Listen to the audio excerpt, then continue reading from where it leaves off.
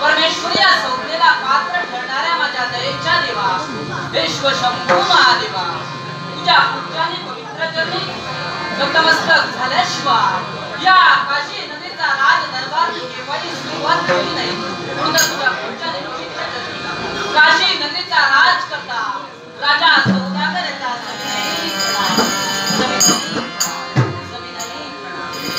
अस्थिरे जीवितम लोके अस्थिर धनयवली अस्थिर पुत्र दानश्वर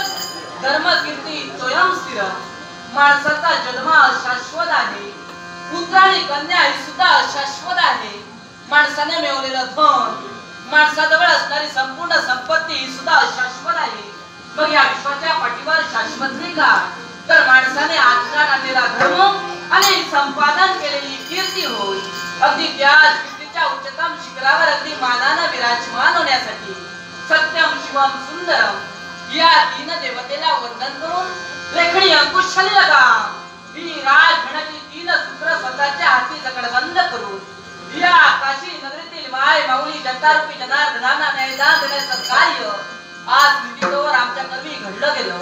न्यायाच्या ठिकाणी अन्याय धर्माच्या ठिकाणी अधर्म आज नितीतोवर मी माझ्या जीवनात केव्हाही जोडला नाही चंदन वृक्षाचा आदर्श आम्ही आमच्या नेत्रासमोर ठेवला कारण जो जन्माला आलेला प्रत्येक माणूस या विश्वासमंतात आपलं कर्तव्य का आपण का जन्माला आलो आणि या विश्वाच्या उच्च शिखरावर जाऊन विराजमान व्हावं या तिन्ही गोष्टीचा त्याने आता सांगा विचार केला तो यशाच्या डबल पिच्चीवर विराजमान झाल्याशिवाय राहणार नाही असा मानव कोटीत माझा जन्म झाला धर्म अर्थ काम आणि मोक्ष हे माणसाला मिळालेले 4 पुरुषार्थ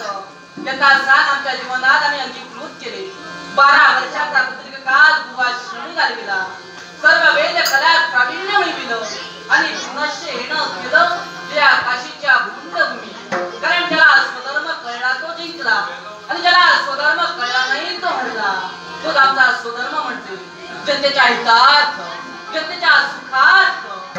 रात्र जगण्याचं कार्य आजपर्यंत केलं कारण या भगवंताने ईश्वर कायामध्ये मानवी जन्म आम्हाला प्राप्त करून दिला कारण 184 योनी फिरून प्रत्येक मानवाला मानव जन्माची प्राप्ती होते जर 183 योनीकडे जर बारकाईनं पाहिलं असेल तर जन्माला आलेला प्रत्येक प्राणी आडवा आहे आणि 184 योनी जन्मलेला मानव प्राणी ज्याला बुद्धिमत्तेचा महासागर संबोधिला गेला असा मानव प्राणी मात्र 2 पायावर उभा आहे ज्याचा सांग आम्ही लाख प्रजांना न्यायदान देण्याचं कार्य केलं कारण आज माझी लाख प्रजा आनंदाच्या डोलत्या डोलाने डोलते पण भगवान तुझ्या जवळ एक सविनयी प्रार्थना आज तुझ्या कृपा आशीर्वादानं माझी लाख प्रजा हर्षभरीत आहे वीर पुण्यवंत काशी जिला म्हटली गेली या काशीत सुदीर भक्ती मार्ग आहे कळू लागल्या दिवसापासून आज तिथेवर या शिवशंभू महादेवाची भक्ती केली त्या शिवशंभू महादेवाचं नामस्मरण माझी लाख जनता करते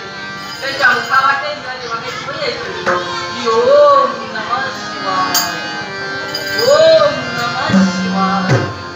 या षडाक्षरी मंत्राचा जयवंताक्षणी कुठेतरी मन समाधानी झालं समाधान या शब्दात किती महत्व सामावलेलं आहे हे भगवान तू जाणू शकतो कारण प्रत्येक माणूस हा कलावंत आहे त्याच्या अंगी काही ना काहीतरी कलागुणे भरलेले आहे पण जोपर्यंत त्या कलागुणाला योग्य तो रंगमंच मिळत नाही त्या कलाकाराला